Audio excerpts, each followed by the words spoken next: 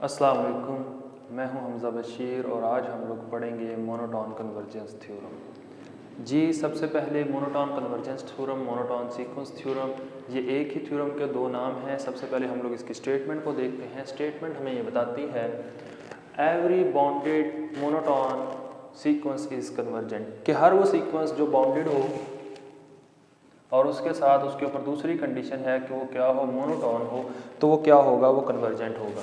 तो अभी हम लोग देखते हैं कि हमारे पास बाउंडेड सीक्वेंस कौन सा होता है। एक सीक्वेंस को हम लोग बाउंडेड कहते हैं। A sequence a n is said to be bounded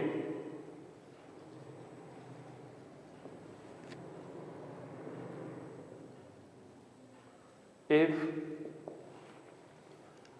अभी मैं अपर बाउंड को सबसे पहले डिफाइन करवाऊंगा, बाउंडेड अबव कर लें, बाउंडेड अबव इफ कि सीक्वेंस की हर टर्म जो है उसका आंसर किसी पॉजिटिव m से क्या हो, लेस हो, तो हम लोग इस सीक्वेंस को कहेंगे कि ये जो सीक्वेंस है ये क्या है, ये बाउंडेड अबव है।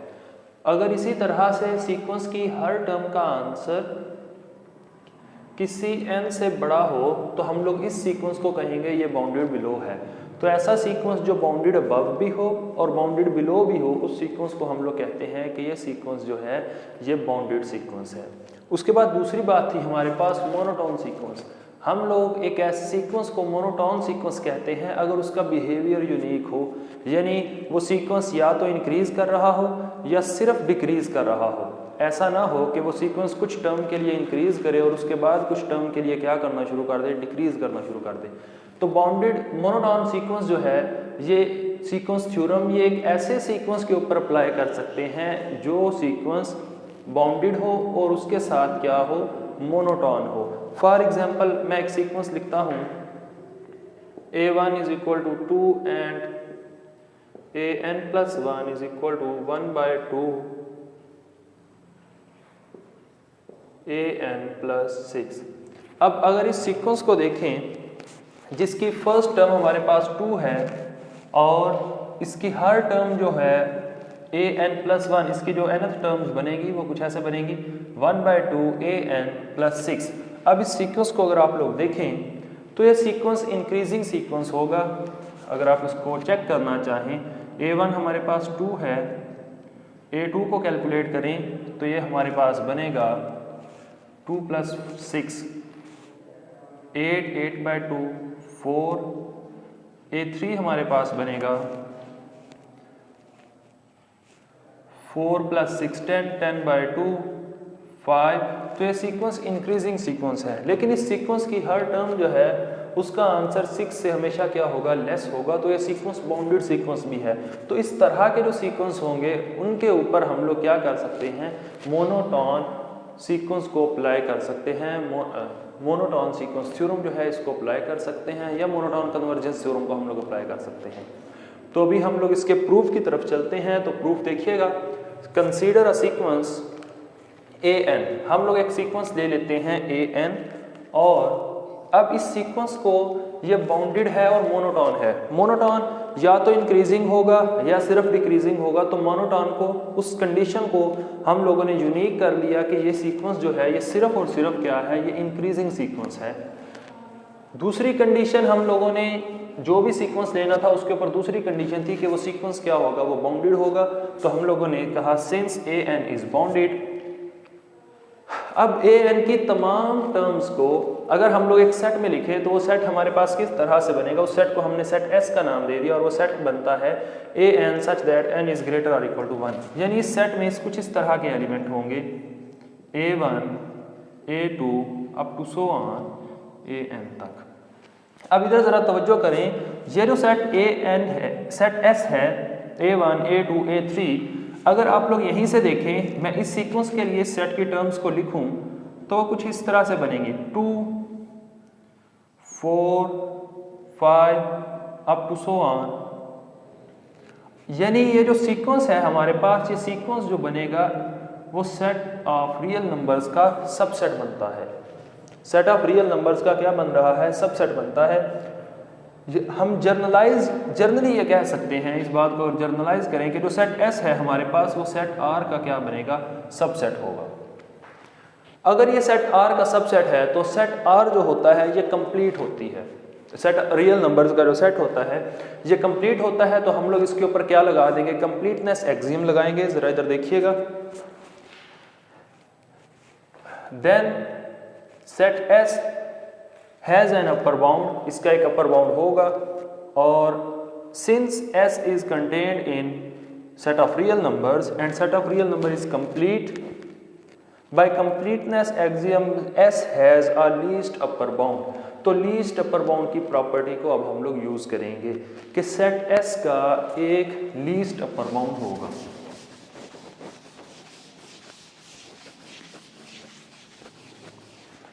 लीस्ट अपर बाउंड क्या होता है कि अगर हमारे पास मैं ये कहूं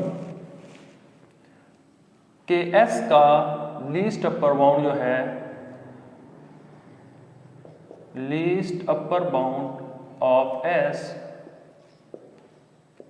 इज L, अगर मैं उसको L का नाम दूं तो लीस्ट अपर बाउंड की प्रॉपर्टी है कि हम लोग L में से किसी भी टर्म को, एप्सिलॉन को, फॉर एप्सिलॉन ग्रेटर देन 0, जब इसको सब्ट्रैक्ट करेंगे, ये जो हमारे पास नेक्स्ट टर्म बनेगी ये S का अपर बाउंड नहीं होगी, ये S का अपर बाउंड नहीं होगी। उसकी वजह ये है क्योंकि L जो था वो सेट S का लीस्ट अपर बाउंड था। तो इसी बात को हम लोग यहाँ पे लिखते हैं, such that for epsilon greater than 0 L minus epsilon is not an upper bound of S।